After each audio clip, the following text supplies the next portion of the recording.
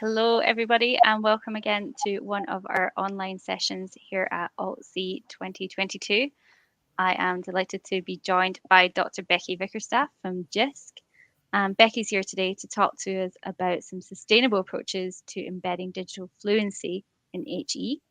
There will be time for a short question and answer session at the end of this, so please do put any comments you have in the chat. And I will hand over now to Dr. Vickerstaff for creating the Agile graduate for Industry 4.0 and beyond, sustainable approaches to embedding digital fluency and reflection in the curriculum. Brilliant. Thank you. Good afternoon, everyone, and welcome to Thursday's afternoon session. I'm really delighted to be joining you all today. Normally, I'm love to be physically present at altc, but I'm unable to this year. So I joined JISC at the beginning of January, and I support the Building Digital Capabilities service for JISC using the Discovery tool.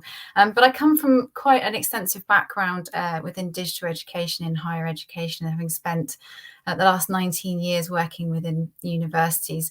And one of the areas that's always been something of quite great interest to me has been how we support graduates and how we look at digital capability and being able to support them as we move forward.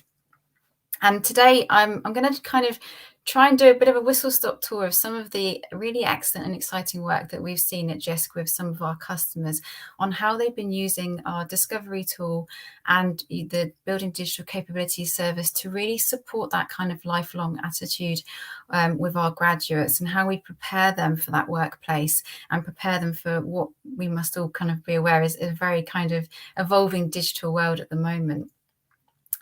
So what I'm going to do in the session, I'm going to have a little kind of initial session looking at the why digital capability is still very much at the forefront of the discussions across the sector, and really looking at what that's telling us from an educational perspective, both HE and FE. I'm going to draw a little bit on the student voice on digital capabilities and really what the students are telling us in terms of what they need for the support to be able to take them through their journeys when they're at university or when they're at colleges, and how we can support them with that. And then we're going to focus on the JISC Discovery tool and more in really looking at that student side on how we've worked with so many institutions and organisations on how they can support students with their building digital capabilities and really using them to be able to thrive and really make those really important decisions on digital fluency as they go through their university journey. And then we're going to look at how we actually make digital sustainability really relevant. So rather than just looking at this as a sort of, oh, let's do this at the beginning of the university journey, how do we make sustainability approaches for digital fluency, and how do we embed that with our students throughout their university journey? And then we're going to draw a little bit on some future work, drawing on some recent enhancements to the Discovery tool on how we can really support the students on when it comes to looking at their continuing professional development with that. And I'm going to try and do all of that in 25 minutes. So wish me luck. So just fairly quickly, just thinking in the wider kind of outlook with digital capabilities, I think everyone can agree, whilst we are still moving forward in the pandemic, we have certainly started to see that we are very much still living in a world that is very much driven by digital technology. Everything we have to do is pretty much led by digital, using digital tools, making those really important digital decisions. If we think about some of the simplistic things that we have to do on a day-to-day basis, things like submitting meter reading reports or going to renew our tax disc, all of these things are very much still being done online. And there is that greater expectation that as we move forward, that more things are being streamlined, and particularly if we're looking out on the sort of the outside world in terms of where industry is and where the kind of the commercial sector is. Everything is becoming more and more automated. We are seeing more and more personalized, automated things happening. So we need to be able to have the digital skills to be able to make the appropriate decisions when it comes to using technology, and being able to do that in a really kind of safe and an understanding way. And that's really where digital capability is still so critically important for us. But if we think kind of at a more bespoke level, if we have a look at how digital capability is evolving in terms of the education sector, it's really becoming quite interesting, and we are starting to see real movements, particularly with the way students are supported with digital capability. And again, one of the most rewarding parts of my role is I get to speak to many of our wonderful customers and organisations that are using the Building Digital Capability service to really push forward digital capability with students and staff, and being able to understand how that need is really growing for students. And I think we can all agree that the pandemic has created some really exciting opportunities, and it's really accelerated digital technologies and digital education. And whilst these new opportunities are brilliant, they have made technology much more approachable, much more embedded. It's also given us quite a lot of considerations to think about. So how do we make sure that our students, for example, are making those really safe decisions when using appropriate technologies? How do we know that as staff that the technologies we're offering them is actually the appropriate one? And again, as I mentioned previously, I think the changes in industry, as we are seeing, particularly with the Industry 4.0, is that everything is becoming more and more streamlined. Technology is driving so many different processes, and it's changing the landscape. And again, because of this, we are seeing that the need that, again, once again, our education curriculums, both even from school level through to college, through to university level, we need to make sure that that education process is going to underpin and support anyone that's going into industry. And that's really very kind of where the graduate outcomes and the graduate expectations come in. And we are definitely hearing across the sector, and I'm sure those that would have been in some of the sessions from my colleagues looking at the Digital Experience Insights survey responses, the learner expectations has changed, and we are very much being driven by what the students want. And one of the most important things, I think, for students, again, and our learners, is that digital capabilities, because they are fundamentally really important key employability skills. And in many of the government initiatives that we are seeing, it's all about creating a real agile, a flexible, a graduate that can come into the workplace and is able to adapt to the job.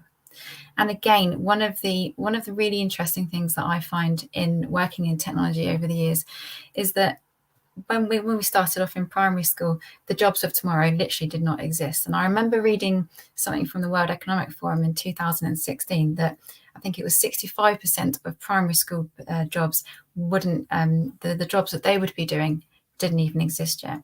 And then I read a recent one in 2018 from Dell, and they said 85% of jobs wouldn't exist. So I can only imagine, looking at that moving forward, where we are now. So how can we prepare our graduates for jobs that don't exist, particularly in a world that is evolving with huge momentum with technology? To how do we make sure that our graduates have those kind of key skills and employability skills that are going to enable them to be able to thrive really successfully in quite a dynamic, changing world? So how do we do that? So there are many different ways that we can look at doing this at the university. And again, part of my role is I get to speak to lots of higher education institutions, and just understanding how we can give the students exposure to this so that they can really drive that digital area. And again, things like the immersive technology is really helping us give students access to those experiences that they might not have had have that access to before. And I think certainly the pandemic has driven that. But again, at the heart of that is really about how do we make sure that we can show our students how to use this effectively. How do we embed digital fluency throughout the curriculum so that it's not just something that's introduced at the beginning of their induction process, it's something that's ingrained throughout. And again, I always liken it to almost like the heartbeat and the blood pumping through the university. It should be something that is throughout the curriculum, and it's something that they're exposed to at all points. And again, I think with that's part of giving them access to different technologies, different pedagogical models, and different sort of assessment techniques as well. And again, underpinning all this is that digital capability and that digital fluency. So it's making sure that our students and when they go into that graduate sort of phase, they are ready to be able to adapt to that lifestyle when they move on and get that job and to be able to thrive successfully. And I think as part of a sort of education point of view, we need to look at those pedagogic models of teaching and learning delivery and how that would support digital skills as well. And particularly as we move forward into a more hybrid delivery mechanism with institutions, I think that's really, really important.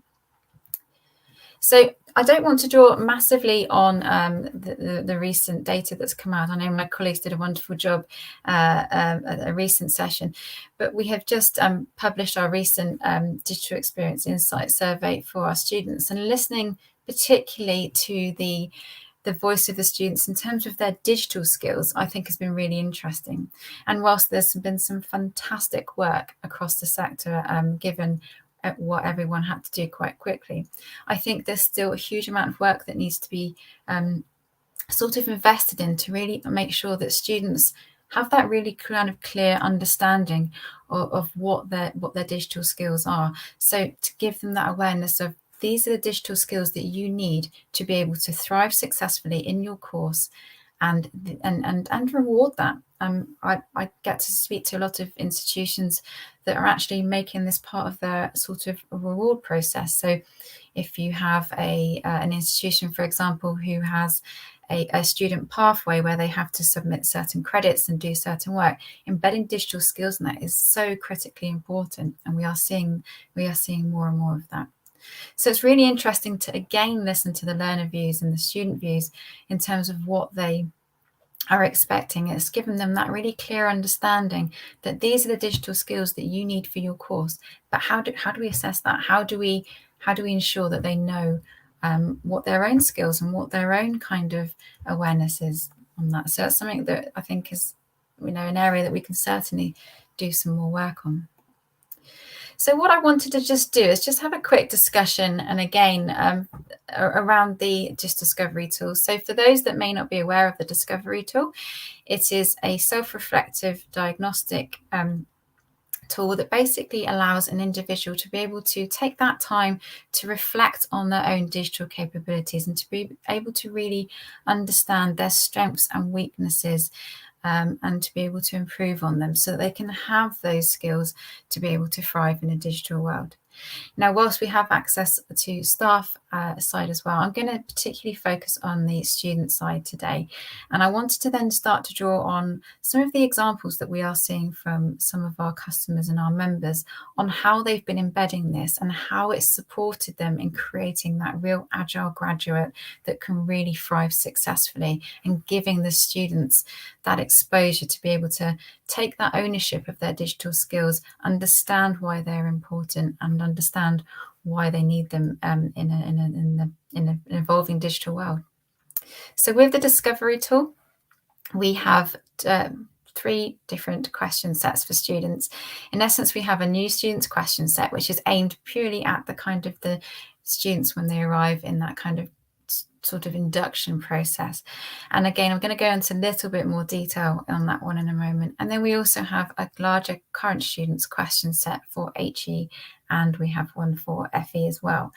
And one of the things that I find really interesting when I speak to institutions is that we are really starting to see a big shift in that, it being very much about the students because of that learner expectation, because students are very much driving those institution decisions on what they want and how they want to absorb their learning. I think this is becoming really quite an interesting area. So what I wanted to do is just focus in on a couple of different examples of how some institutions have been using these question sets and our service to really support the student journey and to really support that digital fluency as part of their curriculum, and that so that we end up with these graduates, as I've mentioned, that are really flexible and they're adaptable, because they are very much then used to that attitude of lifelong learning. So we're very fortunate that we have lots of our wonderful customers who are able to kind of embed the question sets in a much larger setting. So we have a number of institutions, for example, that will introduce our new students question set, which goes across 7 areas of digital capability right at the start of that university journey. So what some institutions have done is actually, as soon as the students have enrolled and they have got their university credentials and their IT passwords, they will actually expose them to this. So they will introduce digital capabilities and why it's important to them, because I think it's really important that we don't assume that all of the students that are coming through are, I'm not going to say digital natives, but they may not be digitally confident. They might have exposure to different technologies, but do we know that they have the skills to be able to make the decisions to use the right one in a certain scenario?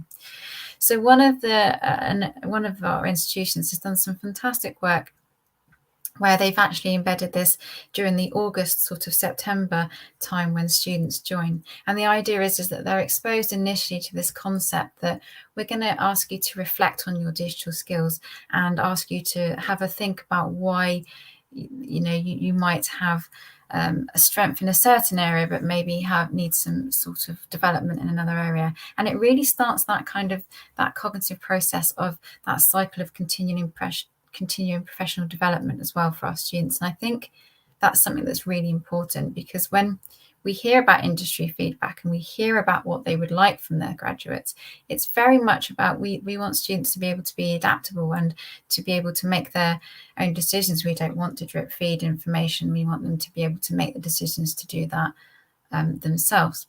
So we'll see a number of institutions, particularly in higher education, where they will embed the sort of that new student question sets as part of that induction process, and again then use that data that they get from the anonymized aggregated data to then drive those further initiatives. So identify areas where students might need support, and again bring that report that they get back into their conversation with maybe their personal tutor, or perhaps as a collective group of students.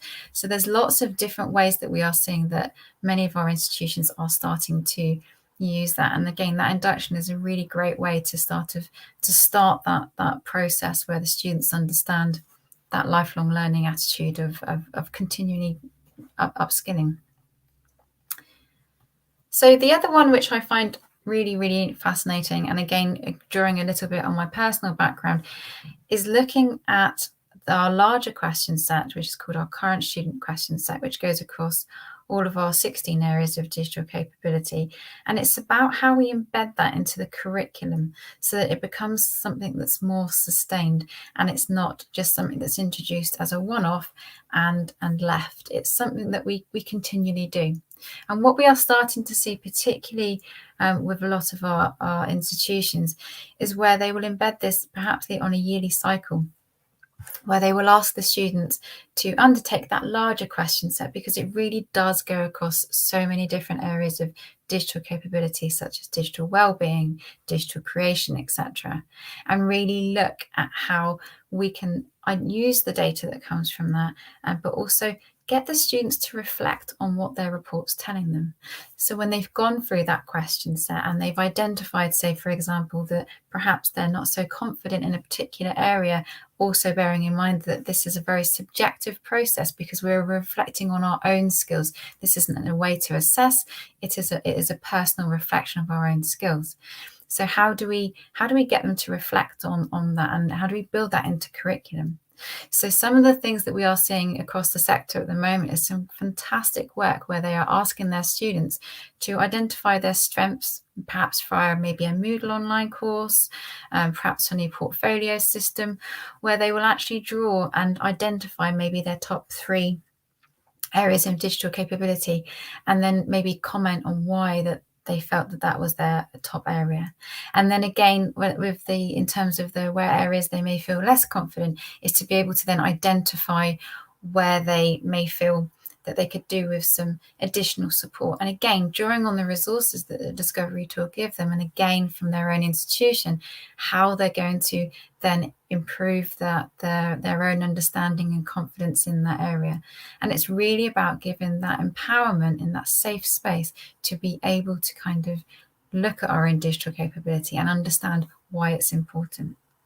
And again, what we're seeing with a lot of institutions is this is really feeding into that sort of curriculum development work with students. So feeding it into program work and feeding it into module activities. And I think the more we can embed and having a look at that reflection on digital capabilities throughout the curriculum, whether it be a module that lends itself to that, or if it's a different area or maybe they're more subject specialist area where you know that there's those kind of critical skills, it's really embedding that. And I think that's something that we are definitely seeing an awful lot more of. And again, for me, I think one of the areas that's really definitely changing, and again, I think this is driven again by the government initiatives, it's looking at that careers and the employability. So it's getting our students more and more exposed to having that real attitude that we never stop learning. As adults, we don't stop learning. If we stopped learning, technology would soon overtake us, and we need to be able to make those appropriate decisions and those safe decisions with what digital skills do I need, what digital capabilities do I need, what's the best tool for this, how do I know when I go into the workplace, how can I adapt and make those skills transferable? And again, it's really about that kind of lifelong learning attitude as well. So we're seeing a huge amount of work in the sector on that at the moment. And just focusing a little bit more on employability, I think if we look in the sort of the wider picture, I think there is still some work in that on that alignment between industry and that educational sector on what the expectation of our graduates are. We know that they need those transferable skills to support the jobs that we know aren't even existing yet. But there are a lot of ways that we are seeing, again, universities, colleges, they're creating these student accredited pathways that are really going to support the students in having that understanding of that lifelong learning. So making sure that they're able to take those skills and adapt them and then be able to apply them when they go into the workspace. Because when you go into the workspace, as we all know, having been graduates, we go into there, it's a huge learning process. We're always going to be learning. So we need to provide our graduates with the ability to be able to adapt. And again, it's those soft skills, but it's those soft skills with that digital focus. So before, it might be being able to have a conversation with someone. Well, now we need to be able to have those conversations online. We need to be able to make those appropriate conversations and decisions on how we do that online. It's looking at data. It's being able to analyze data and being able to be safe online. So there's those digital transferable skills which really that are really supported by understanding our digital capabilities. And one of the areas that we are certainly seeing an increase in, and one of the fantastic enhancements that we've had with the discovery tool is our report overlay. So it enables an individual, whether that's staff or student, to be able to choose between any of the two reports that they've previously done with the discovery tool, where they've gone through and had that time for that self-reflection and they've identified where their strengths are. Perhaps they've gone away and had some time to do some work, and then they can repeat the process and have that sort of self-assessment, if you like, of how I feel my confidences are in this area.